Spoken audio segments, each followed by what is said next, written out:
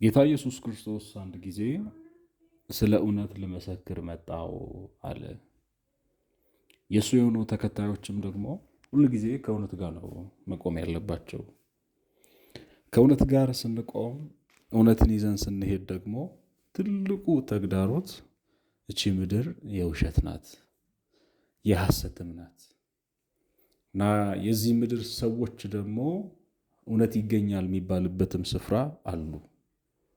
ከመሮንም ባለፈ ደግሞ ያገለግላሉ፣ ቤተ ክርስቲያንንም ደግሞ ይመራሉ።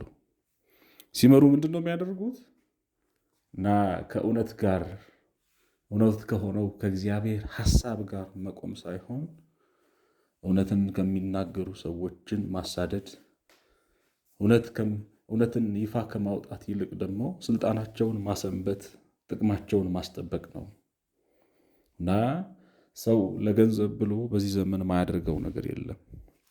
ለብር ብሎ ለስልጣን ብሎ የማይቆፍረው ጉድጓድ የለም። ይህን በዓይነ ሥጋችን እያየን ያለንበት ዘመን ነው እና ከቤተ ክርስቲያን አባልነት፣ ከቤተ ክርስቲያን ህብረት ስለ እውነት የሚቆሙ ሰዎችን መክፋት፣ ይሄ ፈጽሞ ከእግዚአብሔር አይደለም።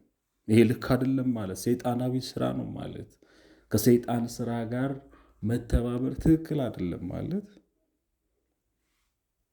ዘንድሮ የሚያስነቅፍ፣ ከቤተ ክርስቲያን አባልነት የሚያሰርዝ፣ ስለ እውነት ሳይሆን ስለ ጥቅምና ስለ ስልጣን የሚቆምበት ዘመን ነው።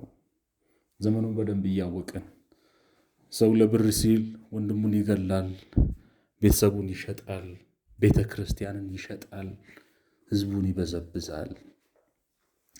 አንድ ነገር ቆም ብዬ ማሰብ ጀምርኩኝ። እነኚህ ወገኖቻችን ከቤተ ክርስቲያን መታገዳቸውን ሚዲያ ላይ ስናይ በመሀል ምን አይነት ዲቤት እንደነበረም እንደተፈጠረ የምናውቀው ነገር ባይኖርም ግን ከቤተ ክርስቲያን አባልነት ታግደዋል። ምክንያቱ አንድ ነው፣ ግብረ ሰዶማዊነት ልክ አይደለም በማለታቸው። ዛሬም በያለንበት ስፍራ፣ በያለንበት ከተማ፣ በያለንበት አጥቢያ ይሄ ነገር ልክ አይደለም በማለታችን ምክንያት ብዙ ስደትና መከራ፣ እኛ እንደዚህ አይነት ነገር ውስጥ የለንም በማለታችን ምክንያት ብዙ ስደትና መከራ እንደሚመጣብን ማሰብ አለብን። ክርስትና ዋጋ ያስከፍላል። መጨረሻ ላይ ድልና ክብር ደግሞ አለው።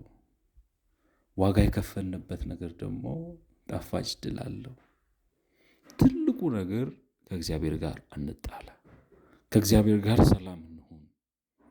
ትልቁ ነገር ከቤተ ክርስቲያን ከአጥቢያ ቤተ ክርስቲያን አባልነት መሰረት ሳይሆን ከሰማዩ እንዳንሰርዝ ሕይወታችንን ከእግዚአብሔር ጋር ማስተካከል ነው።